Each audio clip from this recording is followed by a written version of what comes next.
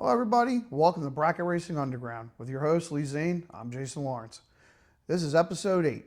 So this episode we're going to dive into the S-10 project some more. Lee put a new steering column in there. He's been doing some stuff with the dash. We're also going to dive back into the Duster a little bit, show you the process and what some of the stuff that got done with doing the tin work in this. Lee and my father did a phenomenal job with this. Might even touch a little bit into the body work. Also see what else Lee's got going on with the S-10. But this episode is going to be kind of focused on both of these cars. We have a special guest coming up very soon in probably the next episode or at least the following episode. So trust me, stay tuned and you're going to want to be there for that.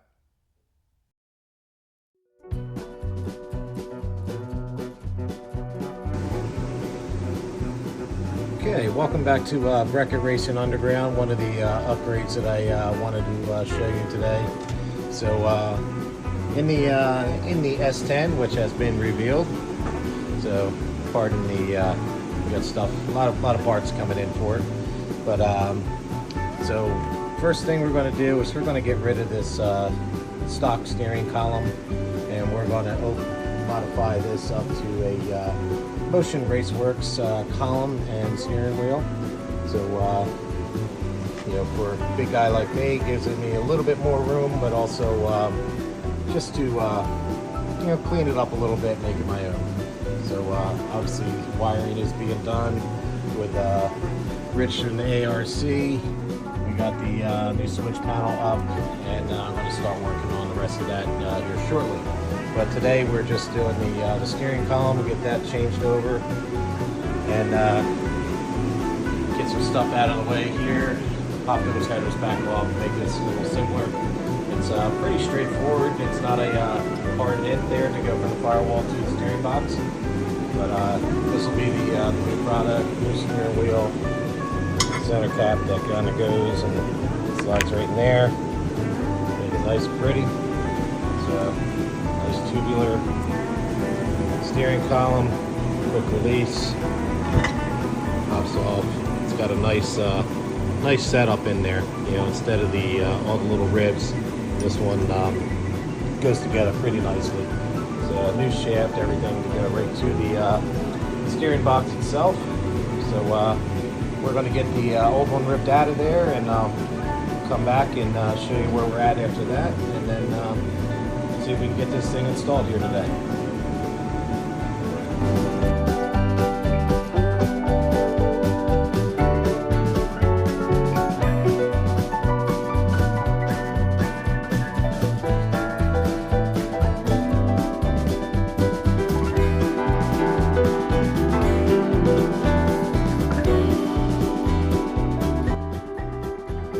Okay, we're back with a little quick update. So the column is set in place. Just need to put the steering wheel assembly to the quick disconnect, and then also do what we need to do out there at the steering box. But column's in place, then all right, on to the next step.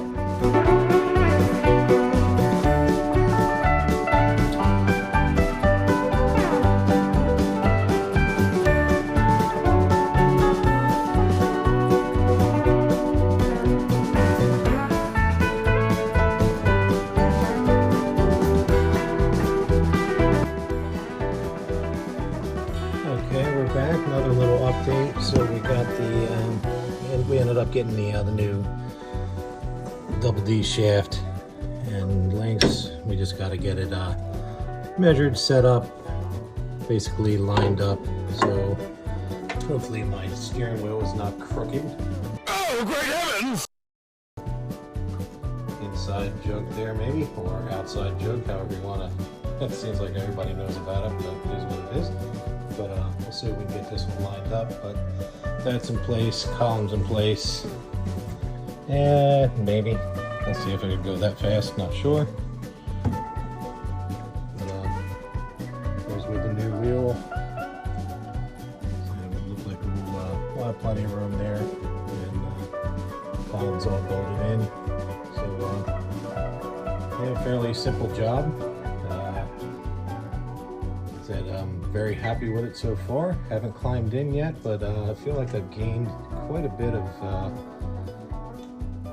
room. So we're happy with this purchase, and yeah, definitely cleans it up a little bit. I'm definitely happy with this. So we're moving along.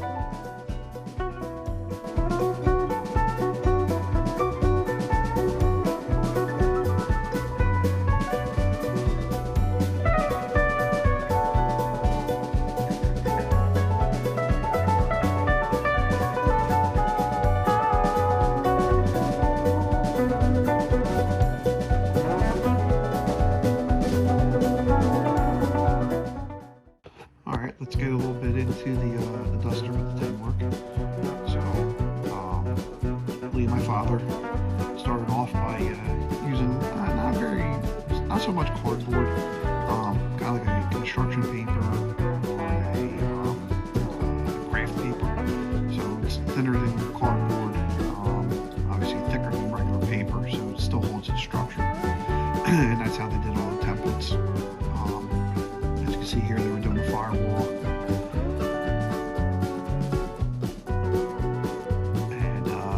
Again, using this, like I said, it's a construction paper. Made the full template for the firewall, and then they started making the tin work. Pretty crazy. It was a tin brake from Harbor Freight and a bead roller from Harbor Freight. So, kind of shows you, pretty impressive if you know how to use the tools. It doesn't matter where you get the tools. They ended up running this really nice Beverly shear to do this. So that was what we used to cut a lot of the tin. Also, electric set of shears as well, and obviously tin snips.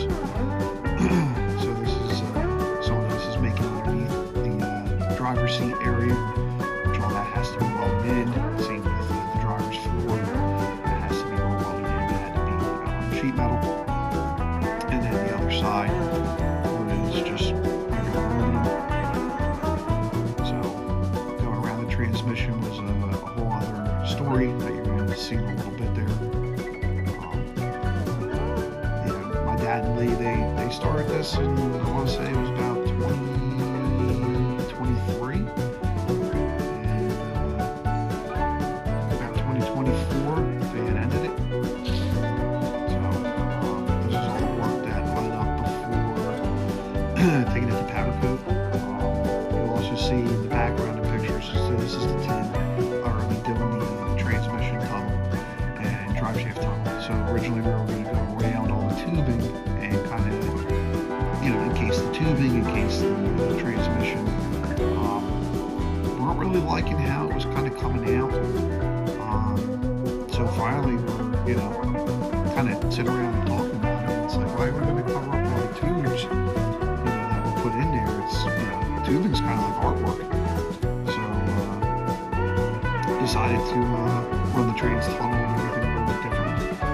As you see, you'll also see a bunch of stuff in the background. The guy made a bunch of brackets, pedestal for the delay box, and the shifter. So here's more of the trans tunnel. Like I said, they had to actually build a little indentation there for the flip pedal, because of where the flip pedal would be. And you'll see later on, we have a Jones pump on here, and my dad came up with a really nice way. Almost built a little hut over it, if you will. But like I said, you'll see some of the brackets and stuff that got made, because again, after the tin work was done, the car was sent over to get powder coated. Powder coating was done by Kathy Kontratic, and again, that'll be one of the episodes coming up. I'll show you that.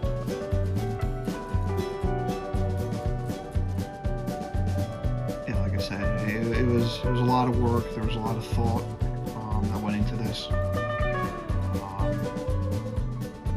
Just, again, it's a big puzzle, and it's putting all the pieces in the right spot. And this is behind or in front of the tubs. The wheel tubs, that's for the Jones pump, because the trans tunnel was really snug around the trans, so we had to build a little relief for the Jones pump. Also put in so we're going to put the drive shaft loops in, and we just did the drive shaft tunnel. So that was my father measuring it. Made it all on quick pins, so when we go to pull the trans and stuff out, it would help, make it quicker. We put the little race brake. This is James practicing his racing, also testing out all the all the tin work. But yeah, you put that little spreader bar in there because we do have the shifters mounted off there. So that's what you saw in the last thing with the trans tunnel. Again, this is kind of finishing off in the driver compartment of the car. This is towards the back. Now, in between the wheel tubs, so you'll see that between the wheel tubs, my dad got a little artistic and decided to put the Pentastar, the Mopar Pentastar there in the center. You'll also see, getting towards the end, you'll see the door panels. He kind of designed it off the direct connection look.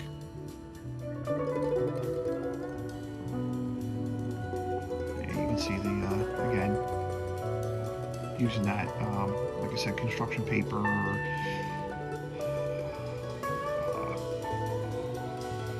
to give it it has structure, but, it's not big, thick cardboard. And that's how to make all the templates.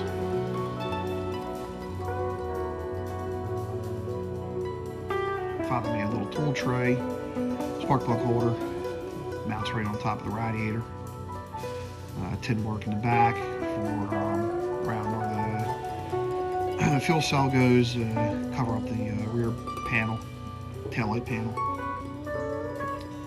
You'll see later on, that's how I stuck the lights in there for the taillights. And as you can see, like I said, the tin or the door panels have kind of like the direct connection look to them. So again, just little subtle things, Mopar things to add to it, just to give it some, a little bit of flavor.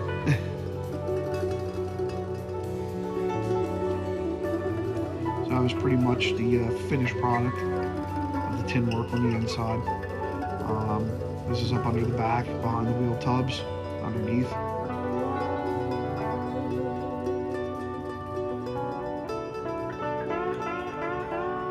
And it came out really nice. You'll see that the chassis get powder coated blue. Again, up underneath the actual tin is all like a very dark silver. So it was a nice contrast in color. Didn't want to make it too dark. Didn't want to really hide all the work that they had done. Like I said, Lee and my dad, they really put a lot of time and effort into this, and really wanted to show it off. So didn't want to go too dark in the colors to hide it. But yeah, plenty more to come with the Duster project. So stay tuned.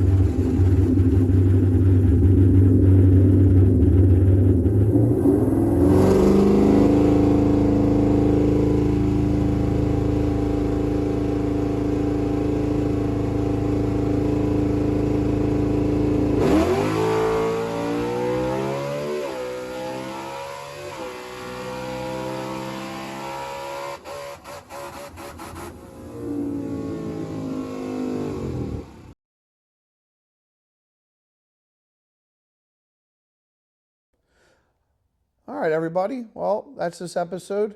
Hope you enjoyed it. Again, we got a lot of more cool stuff coming up. We got some special guests coming up. I know that we're also going to be talking to Scott Franks at some point soon with his Nova. We have Allison Dahl from Porter Tree, and again, a bunch more. So please continue to like, subscribe, and share. Put out there before, we are at 300 subscribers. We are really trying to get to 500. Once we hit the 500 mark, Rich from ARC is giving away a Sim 8. And then we're also going to give some merch away. We got hats being made. If you follow us on the Facebook side, those should be pictures of the hats up on the Facebook side. If not, I'll try to sneak some in at the end of this video. But again, as always, thanks for watching. Hope you enjoyed this episode. Again, like, share, subscribe. Please do that so we can keep the content rolling. See you on the next episode.